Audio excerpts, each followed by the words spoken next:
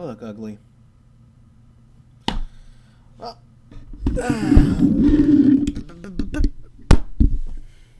hi everyone. So, who saw Joker? Because I haven't, but I've seen a fuckload of spoiler reviews that have shown me everything that's already in it. So, might as well talk about the topic. Because in about 3 days, I'm going to be watching it directly myself with my own review of it.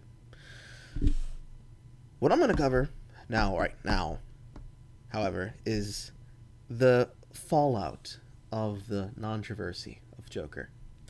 We've all seen the trailers of Birds of Prey. We all saw the multiple articles written by trash journalists complaining and crying about how Joker is going to cause a incel mass extinction event panic. Almost as if they wanted something to happen.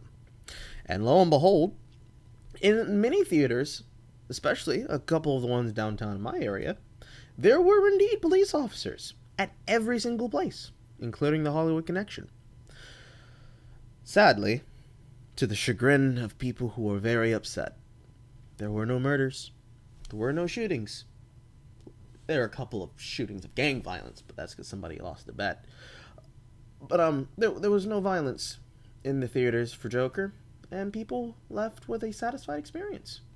And with the cam video that I saw, pending for the proper HD cut with less talking and less moving, I can say for myself, this film correlates with what we've seen and what I showed you on Twitter and what you've probably seen from others, that says that this film was not intended to be a DC film just using the Joker property to, spin it off into something. It was intentionally made as a film that used the concept and the ideology and the format and the character and overall storyline and plot points of the Joker mythos to tell a story involving this outlook, this character, the character of Arthur, and how you, like society, shouldn't have turned your back on him. The entire crying, the entire wall-to-wall caterwauling that we see and saw and continue to see, even now, as people continue to watch the film and continue to see the film and continue to push back on it, says the same story with every single person who sees it. The film was fucking fantastic. Every reviewer that's actually reviewing it is saying, wow, this really made me think. Instead of the actual echoing of what was supposed to have come before it, which was this film is going to cause violence. Now, I don't know about you. This is my opinion. But this film is great. And not just because it tells you the story of a person who is downtrodden by society, but it puts you in the mindset of exactly why a character like the Joker would not get murdered by Batman. Because it's a very serious question, right? It's centered to the mythos of the idea of the sense of why a character like the Joker would continue to exist inside of the DC canon. If Joker does nothing but cause pain, death, violence, and suffering, why would we not kill him? Why would you not put a bullet in his chest? Why would he, in any context, in any incarnation, why would he allow the Joker to live after what he does to Tim Drake? Why would the Joker continue to live after what he does to Barbara Gordon, putting her from the role of Batgirl to the Oracle? Why would Joker be allowed to live after the actions that he's involved in, involving the storyline of the Justice Lords and Injustice? Why would anyone allow Joker to live? And why would Batman be this kind of person to, even as himself, as Bruce Wayne, to find himself in a position where he just allows him to continue, putting him in Arkham Asylum and assuming that that's good enough, or even not stopping further than that and putting him under maximum security hold? Why would this be a thing that happens? And it was something that the reviewer beyond the trailer said, Grace said, namely that Joker doesn't stop for the police because he does not care for the rules of society. He doesn't care about the law because he dictates by the law of chaos. But he would stop for something that is recognizable in his interpretation of existence. And that would be Batman. Because it makes sense. Because if we look at this from the viewpoint of how Joker explains it, Gotham is a shitty place.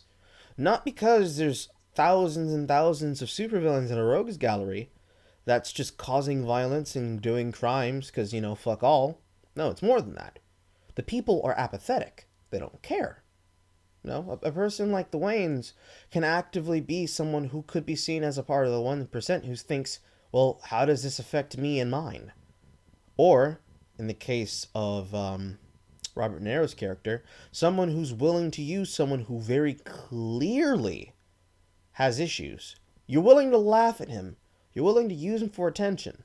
But at the same moment, you are more than willing to not mock them, not attack them, but only when they have something that they can threaten you with. Like a gun. Which is why, and I'm not going to spoil it too much for you, but when something happens in that very well-known lead-in into the on-screen interview from something else that happens in the film, when Arthur goes on stage and his transformation into the Joker actually happens, and it's a quick turn, one of the many things he says is that, why is it people care about these guys, but none of you seem to care when you're doing it to me?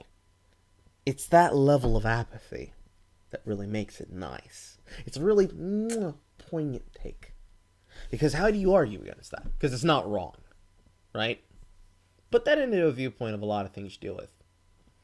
If you view it in the case of, say, Twitter, for example, or just YouTube, or reinforcement of rules in general. If you look at the story of the Joker in the light of, say, someone who does a thing, right?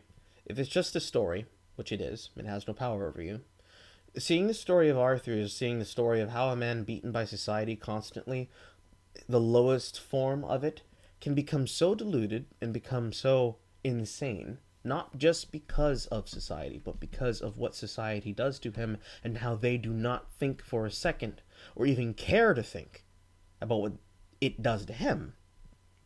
It is this inaction, it is this violence inflicted upon him that would lead him to inflict that violence back as retribution. And what would lead into probably the best nod in this interpretation of the Joker scene. Because I'm not sure if this is going to be seen as a canon, right? Who knows if this is going to be a version of something that gets pushed forward, even though it has the DC property name on it. Who knows? Who cares? But I can tell you this much. Joaquin Phoenix and his Joker is much, much more different and much more compelling than Jared Leto's Joker. It's delicious. Watching how Joaquin goes through the motions. It's also delicious to see how the film plays out overall. I didn't see all of it, so I can't comment on all of it at once. But the pieces that I did see, one of which being this piece that I'm talking about, when you actually understand how Zazie Beetz' character plays into this entire story, you begin to think and actually realize, oh no, he's really off the deep end. I was bamboozled. And this film really does bamboozle you. Watching it, it's just, you go into it, if you're like us, and you saw these reports and you saw this news, if you went into this film expecting it to be good because they were shitting on it, every single time it hit you with a new high, you're like, yes. And if you were a normie that went into it and you knew nothing fucking about this, and you're just like, ooh, why are the police here? And you go in to watch this, it's just going to be one of those films that hits you as a yeah. Sometimes it be like that. Ultimately, what I'm saying, go watch Joker. Watch it for yourself. Find your own opinions. If you agree, and tell me why in the comments below. If you disagree, tell me why, also in the comments box below. But, I'll see you guys next time. I have a couple more videos to work on. Mwah! Bye, everybody.